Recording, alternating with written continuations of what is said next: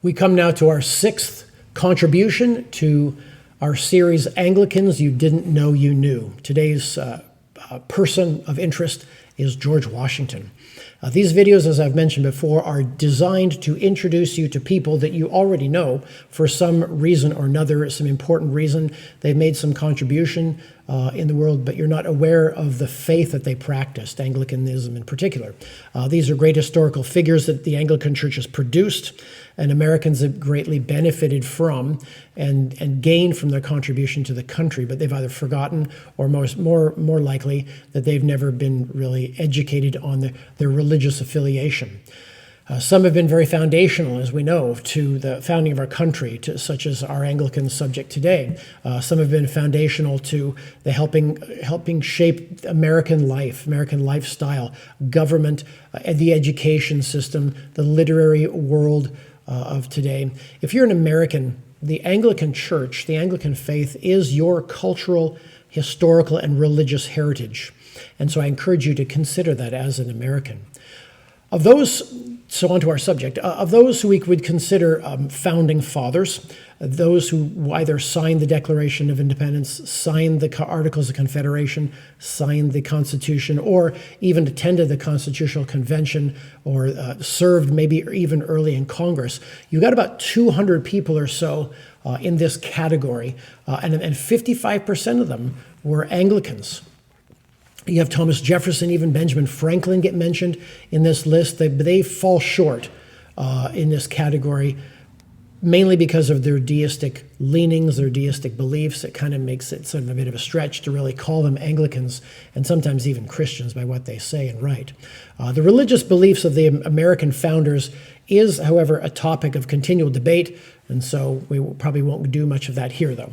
On the one hand, most founders were baptized Christians. They were brought up in the church. They regularly attended Sunday worship in a variety of denominations. And on the other hand, if you study the writings of the founders, you're going to find that there are significant doubts in a lot of them about some of the core elements of the Christian faith, the miraculous in particular. This is common for this time.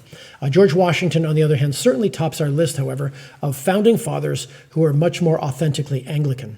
So we have, what do we say? George Washington, so many titles there. First President of the United States, Revolutionary War hero, statesman, founding father, and on and on. In Virginia, membership in the Anglican Church was actually a prerequisite for you to become a member, for political participation. So Washington's membership qualified him in part as to allow him to sit as a representative in the House of Burgesses. It is said that on Washington's nightstand, to speak a little bit more about his devotion, on his nightstand sat the Bible and a copy of a 1713 play, Cato the Younger, and his devotion to the Republican virtue. And virtue would be an important word in this time period as well. George Washington lived from 1732 to 1799. There's a long tradition of service in the Washington family, in fact. George's great-great-grandfather Lawrence was an Anglican priest in England. His great-grandfather John Washington and his father Augustine Washington, both on the vestry in their representative churches in Virginia. While at Mount Vernon, Washington's home, his family attended churches regularly. They had pews in two nearby churches. This was because of the size of the Mount Vernon estate. It's so large that it kind of touched two parishes. Parishes, the word used here is more geographical areas rather than an individual church. You got Pohick Church and you have Christ Church there. When Washington was president between 1789 and 1790, he worshiped at St. Paul's Chapel and Trinity Church up in Manhattan. But then when the government moves to Philadelphia in 1790, and then right through to his retirement in about 1797, he and Martha both worship in St. Peter's Church and Christ Church, both found in Philadelphia. George Washington's church attendance was more regular during the war and during his presidency, which was interesting. was not so much later on. This was because churches were within walking distance, most likely, chaplains around. Churches were close by, both in New York and Philadelphia for him. Washington, like his father and his grandfather, served on the vestry in both churches. He would do, so this was a job that would give you a lot of hands-on work to do around the church. Even after the war, Washington, for the rest of his life, would donate financial support to those churches. During the war, Anglicanism was the state religion in Virginia at the time. But after the war, the religious landscape had sort of shifted a little bit, and you've got Virginia adopting a new Declaration of Rights, which would include, among other things, it would call for a free exercise of religion. So by 1784, the religion, or Anglicanism, is no longer the state religion.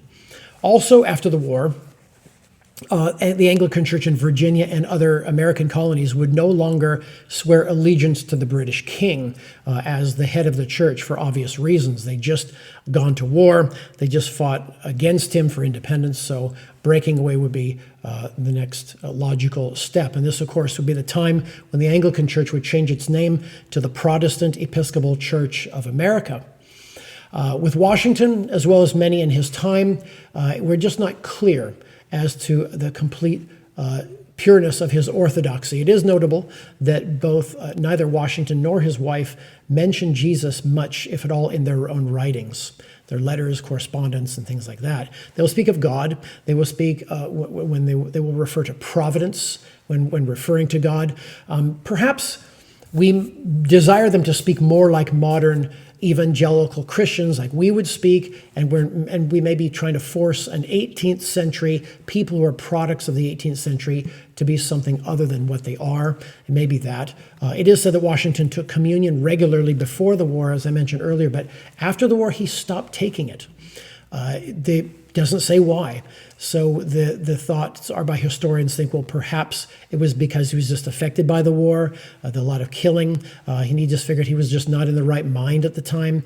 Perhaps some deistic influences might have crept in as well to his thinking, and that would have affected his understanding of Holy Communion. Washington did believe wholeheartedly in the importance of religious freedom in the lives of Americans. He did believe that. He believed that without religion, the country would quickly fall into anarchy. In his 1796 farewell address to the country, he noted that not even a good education is going to compare to a person who has religion in their lives. In fact, he would go on to say this: "Let us with caution indulge the supposition that morality can be maintained without religion. Whatever may be conceded to the influence of refined education on minds of peculiar structure, reason and experience both forbid us to expect that national morality can prevail in exclusion of religious principle." So national morality cannot prevail if we exclude religion. Morality, virtue, temperance, all these virtues of life are the sort of things that were held dear by 18th century people, 18th century thinkers. They were greatly influenced by the ancient Greeks in this manner. So I will leave Washington here, despite the big debate over the depth of his Christian faith and commitment. For now, we as Anglicans are simply thankful that we have the honor of having George Washington as part of our heritage, and a heritage that's been so instrumental in shaping the life of George Washington and as many others who have benefited from the Anglican tradition in so many ways.